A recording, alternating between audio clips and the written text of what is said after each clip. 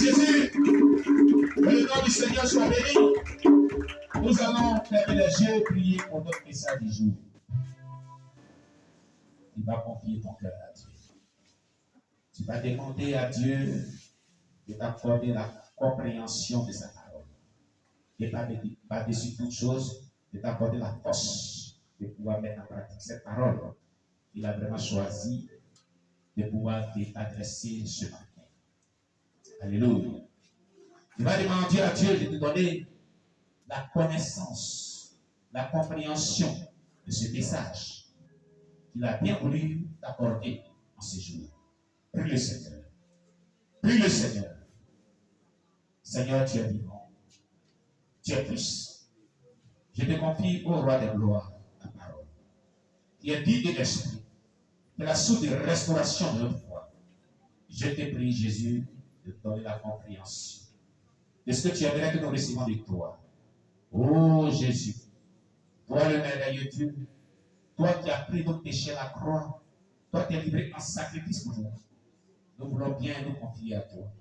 Nous voulons bien que tu étendes ta main de grâce pour donner vraiment la compréhension de ce message que tu as bien voulu que nous partageons à ce jour. Que ton nom soit béni, que ton nom soit exalté, que ton nom soit magnifié. Dieu de bonté, Dieu de grâce, au nom de Jésus-Christ. Couvre ce moment par ton sang. Bénis ce moment par ta grâce, dans le nom puissant de Jésus-Christ. Amen. Nous ouvrons notre Bible. C'est un message particulier aujourd'hui. Loin de toute notre série de messages. Le Seigneur veut qu'il partage avec nous. Nous ouvrons notre Bible dans le livre de Nombre, chapitre 32, le verset 1 à 11. Nombre, chapitre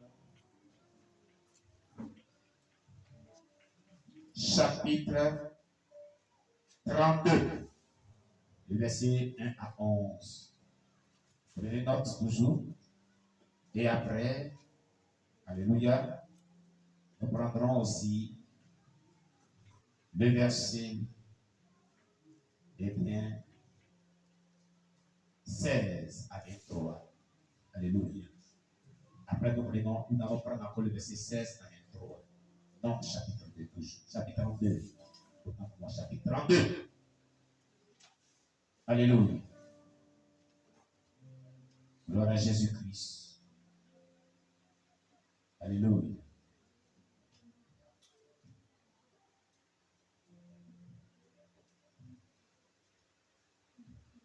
Gloire à Jésus-Christ. Nombre chapitre 32, verset 1 à 11, le verset 16 et bien à 23. Amen. J'ai fait la lecture. Alléluia. Il est dit dans Nombre chapitre 32, verset 1 à 11, ceci. Les fils de Ruben et les fils de Gad avaient une quantité considérable de troupeaux. Et ils virent que le pays de Jaézer et le pays de Galade était un lieu propre pour des troupeaux. Alors, les fils de Gad et les fils de Ruben vinrent auprès de Moïse, du sacrificateur Éléazar et des princes de l'assemblée, et ils leur dirent: Ataroth, Dibon, Jaézer, Nimira, Esbon, il y allait, sépare Nébo et Péon, ce pays que l'Éternel a frappé devant l'assemblée d'Israël, est un lieu propre pour des troupeaux. Et tes serviteurs ont des troupeaux. Il ajoutait, si nous avons trouvé grâce à tes yeux, que la possession de ce pays soit accordée à tes serviteurs et de nous faire point passer le Jourdain.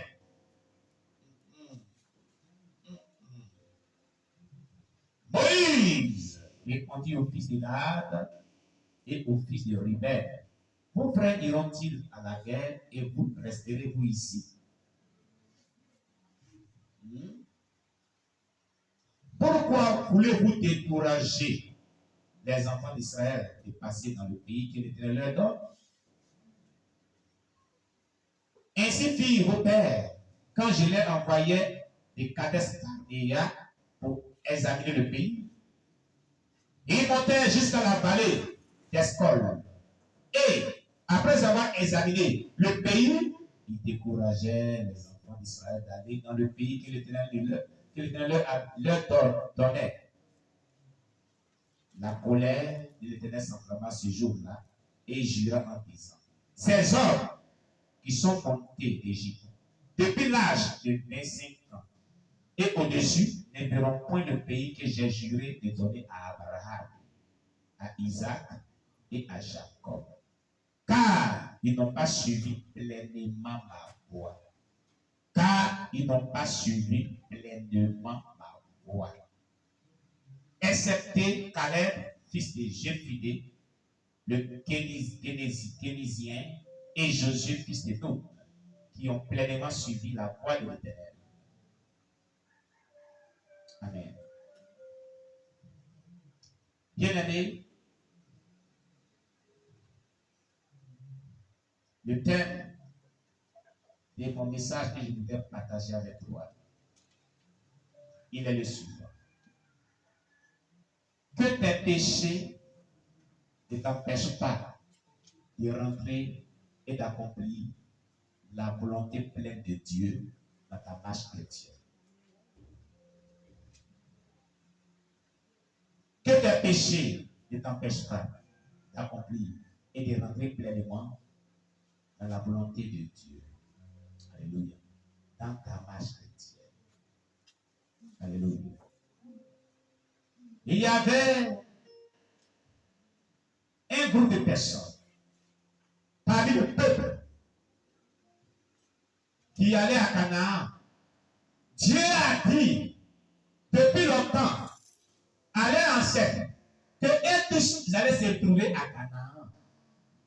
Et voici qu'au milieu d'eux, en venant, avant de traverser le Jourdain, ils voient un pays où il y a des verts pâturages, où il y a tellement beaucoup de choses qui peuvent vraiment rendre des peuples, des troupeaux en pleine effort. Ils disent qu'ils seront prêtés auprès de Moïse pour qu'eux ne traversent pas le Jourdain pour aller faire la guerre aussi, mais ils préfèrent rester ici.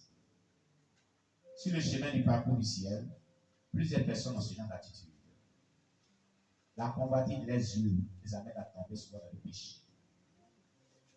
L'envie, la convoitise, les yeux de la chair les amènent vraiment à compromettre le salut de leur âme. Même après ce qu'ils rentrent dans leur destinée prophétique. Dieu avait une vision qu'il a donnée depuis Abraham.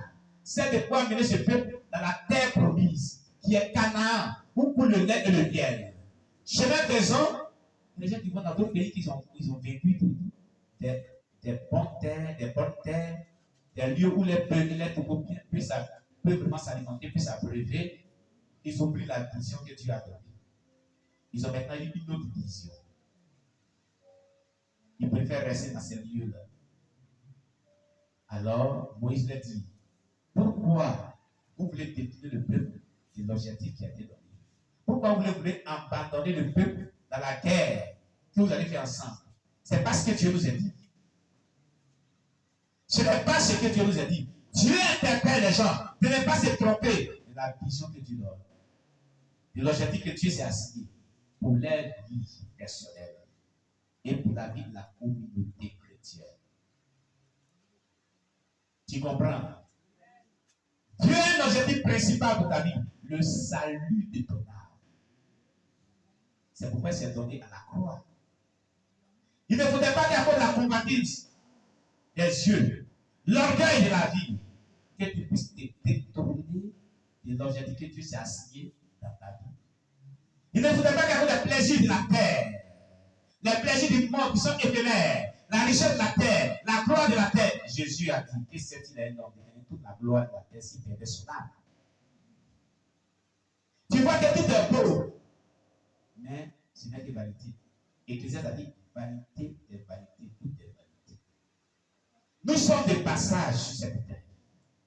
Bien aimé. Nous sommes de passage. De même qu'Israël était de passage dans ces endroits. Ils ont vécu les rois de ces endroits. Ils ont vécu le peuple de ces endroits. Ils étaient de passage, ce n'était pas leur objectif. Quand ils avaient combattu à ce peuple-là, ils avaient demandé à partir pour certains peuples. Les peuples ont dit non, nous ne pouvons pas passer. Vous ne passez pas ici. Il dit non, on ne va pas toucher à vos prédits. On va toucher à vos peuples. Nous pouvons passer simplement. Donne-nous un passage. Je dis non. Mais si le peuple restait lui prendre, après qu'ils avaient exterminé tout ça, ils allaient payer qu'ils sont des menteurs. Et c'est ce faux témoignage que ce groupe de personnes voulait coller au peuple de Dieu. Dans l'assemblée chrétienne, il y a des gens qui font toujours beaucoup de faux témoignages à l'assemblée du peuple de Dieu. C'est pourquoi on les met sur discipline. On n'est pas dans les péchés qu'on met.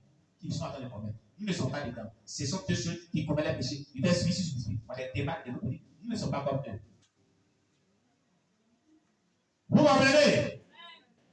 Quand Dieu vous donne une direction, quand Dieu vous explique la parole de Dieu, quand Dieu attend de vous ce qu'il veut, mettez-vous à vous soumettre. Ne cherchez plus les voies et moyens qui peuvent compromettre votre témoignage, votre réputation. Et la réputation non seulement de la communauté où tu es, mais la réputation à l'échelle mondiale de tous les chrétiens. Et par la vie que tu mènes, et par la conduite que tu mènes, et par l'attitude que tu as, et par le cheminement que tu empruntes, qui n'est pas agréable à Dieu, qui n'est pas compatible à la Bible. Tu n'es pas ce que Dieu attend de toi. Tu es en train de jeter du discrédit, non pas si toi seul, mais si tout le corps de Christ. Les gens disent, voici ce qu'un chrétien a fait. Tu comprends? Si tu es un homme de Dieu, tu es passé, voici ce que les pasteurs, encore les pasteurs, encore les chrétiens. Or, c'est toi qui as commis ton acte. On met tout cela sur tout le monde. C'est dangereux. Le chrétien doit être un modèle. Le chrétien doit être vraiment un modèle à observer, un bon exemple à suivre. Mais toi, ta vie est vraiment le contraire d'être un bon modèle, un bon exemple à suivre. Pourquoi? Tu fais honte au dehors. Tu fais honte dans ta conduite. À cause de toi, les gens sont découragés d'être chrétiens. C'est pas bon. C'est pas bon. Si tu m'entends ce matin, tu entends la parole de Dieu parler de moi ce matin. Dieu dit, ce qui est dans ta vie, qui n'est pas, qui n'honore pas Dieu, détourne-toi de cela. Pour ne pas jeter un discrédit sur tout le corps de Christ. C'est toute ton assemblée. Change maintenant parce qu'il est temps. Alléluia. Alors, Moïse dit à ces gens-là, pourquoi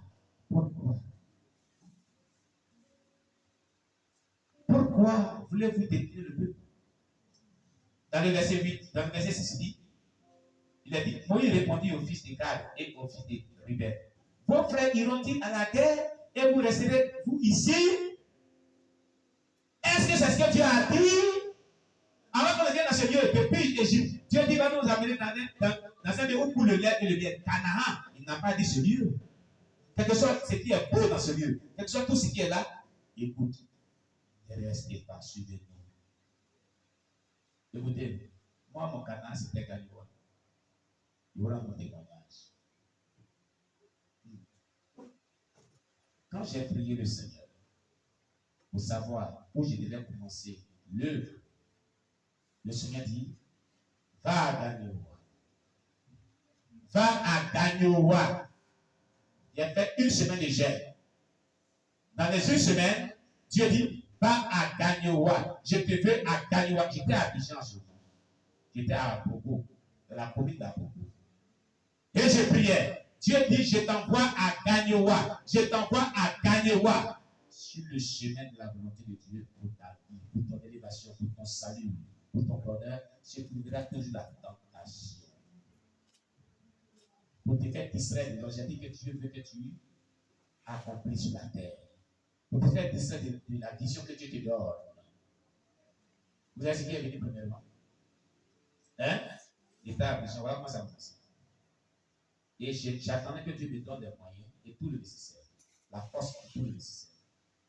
J'étais, après le jeûne, j'étais en train de prier en prière. Les premières personnes